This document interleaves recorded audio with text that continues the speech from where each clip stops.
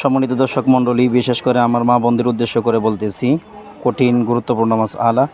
9 বছরের কম বয়সের মেয়েদের হায়েজ কিন্তু হয় না। অতএব কোনো মেয়ের বয়স 9 বছর পূর্ণ হবার আগে যদি রক্তচাপ দেখা দিলে তা হায়েজ নয়, বরং ইস্তেহাজা একটা রোগ হবে।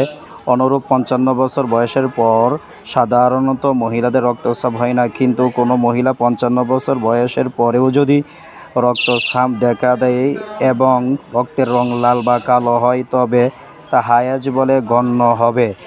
আর রক্তের রং যদি হলুদ, সবুজ বা মেটে হয়, তবে তা হায়েজ বলে গণ্য হবে না, বরং তা ইস্তেহাজা হিসাবে গণ্য হবে। অবশ্য ওই মহিলা যদি এর আগেও হলুদ, সবুজ বা মেটে এবং এর স্রাব হবার অভ্যাস থেকে থাকে, তবে 55 বছর বয়সের পরেও তা হায়েজ বলে গণ্য হবে।